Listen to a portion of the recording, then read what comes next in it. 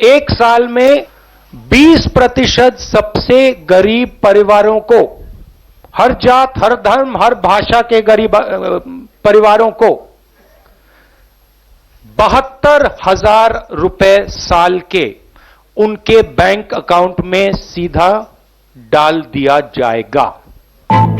BJP ने जवाब में क्या कहा वो भी आपको बताएंगे, लेकिन सबसे पहले ये समझिए आखिर राहुल की ये मिनिमम गारंटी स्कीम क्या है। कांग्रेस सरकार किसे देगी हर महीने 12,000 रुपए। मिनिमम इनकम लाइन 12,000 रुपए की है। जो मिनिमम इनकम लाइन और मिनिमम उनकी जो इनकम है उसका जो फर्क होगा वो सरकार देगी। तो मान लो आपकी अगर इनकम 6,000 की है तो जो 12,000 से आपका कम है इनकम, उसको टॉप अप करेगी। अगर आप अब भी नहीं समझ पाए हो तो फिर से समझिए। किसी कामगार गरीब की आमदनी 12,000 रुपए से कम नहीं होगी। अगर कोई कामगार गरीब महीने में सिर्फ 6,000 रुपए कमाता है तो बाकी 6,000 रुपए उसे कांग्रेस सरकार देगी। कामगार गरीब की आय जैसे ही 12,000 रुपए प्रति माह हो जाएगी, योजना का लाभ मिलना खुद ब खुद बंद हो जाएगा। कि आप काम कर रहे हो, अगर आपकी आमदनी 12,000 रुपए से कम है तो हम आपकी आमदनी को 12,000 तक पहुंचा देंगे। कोई काम बंद नहीं करेगा।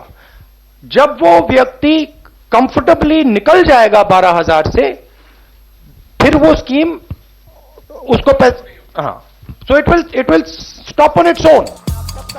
राहुल गांधी ने जैसे ही मिनिमम गारंटी स्कीम का ऐलान किया, शाम होते होते बीजेपी के कद्दावर मंत्री अरुण जेटली सामने आए और कहा कि ये देश की जनता के साथ छल है। छल कपट करना कि हम इस बार 3.6 लाख करोड़ गरीबों में बांटेंगे, 20% परिवारों में 12,000 देके। अरे भाई, जब अलग अलग 8 सोर्सेज से उसके अकाउंट में चेक जाते हैं डीबीटी के माध्यम से, तो पहली तारीख को तो उसके अकाउंट में एक ही पैसा होता है। पैसा एक चेक से आए या 8 चेक से आए, केवल इतना अंतर है।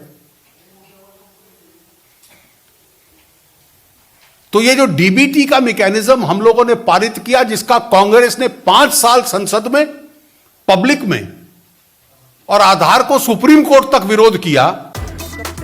उधर राहुल गांधी ने कहा कि देश के किसानों को रोजाना 3.5 रुपए देकर संसद में ताली पिटवाते रहे। भाई और बहनों, प्रधानमंत्री आपसे कहते हैं